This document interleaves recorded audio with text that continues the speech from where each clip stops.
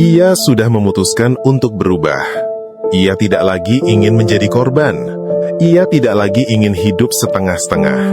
Ia siap menjadi versi terbaik dirinya.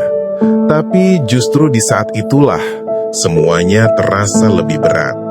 Namanya Rendra.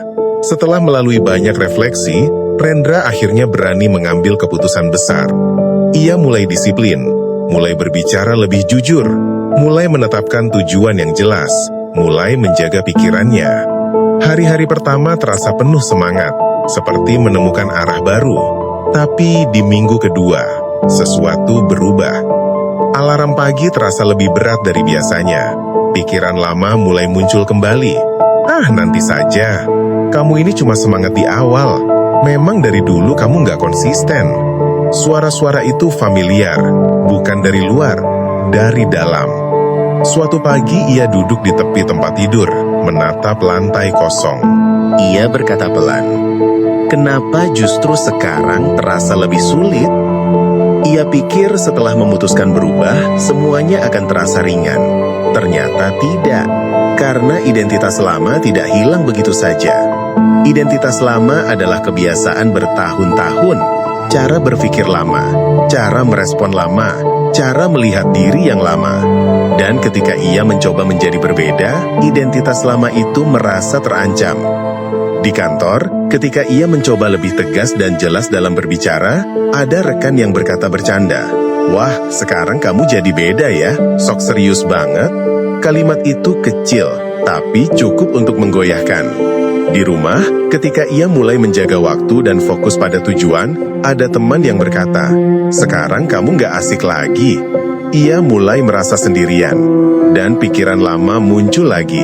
Sudahlah, balik saja seperti dulu. Lebih aman, lebih nyaman.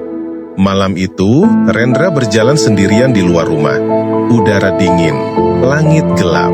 Ia menyadari satu hal yang tidak pernah ia pahami sebelumnya. Berubah itu bukan hanya soal melakukan hal baru. Berubah adalah kehilangan kenyamanan lama. Dan kehilangan selalu terasa seperti ancaman. Ia berhenti di bawah lampu jalan dan menarik napas panjang. Untuk pertama kalinya, ia tidak melawan rasa takut itu. Ia mengakuinya. "Aku takut gagal lagi. Aku takut tidak konsisten. Aku takut orang menolak versiku yang baru." Dan ketika ia mengakuinya, sesuatu melunak. Karena identitas lama tidak perlu dimusnahkan. Ia hanya perlu dipahami. Hari berikutnya, ketika alarm berbunyi dan rasa malas muncul, ia tidak berkata, "Aku harus kuat." Ia berkata, "Aku sedang membangun versi baru." Dan itu memang tidak nyaman. Kalimat itu berbeda, bukan memaksa, bukan menyalahkan, tapi sadar. Perlahan ia mengerti bahwa identitas lama seperti otot lama. Ia terbiasa bergerak dengan cara tertentu. Ketika kita mencoba pola baru, otot itu akan protes. Bukan karena kita salah, tapi karena ia terbiasa. Dan kesadaran itu membuatnya lebih sabar pada dirinya sendiri. Beberapa minggu kemudian, perubahan itu mulai terasa lebih stabil. Bukan karena ia tidak lagi ragu, tapi karena ia tidak lagi panik saat ragu muncul. Ia tidak lagi menganggap kemunduran kecil sebagai bukti bahwa ia gagal. Ia melihatnya sebagai bagian dari proses. Suatu sore, ia menatap dirinya di cermin. Tidak sempurna, tidak heroik, tidak luar biasa, tapi berbeda. Lebih tenang, lebih sadar, lebih jujur. Ia tersenyum kecil dan berkata, "Versi lamaku tidak salah. Ia hanya selesai." Dan kalimat itu membuat dadanya terasa ringan.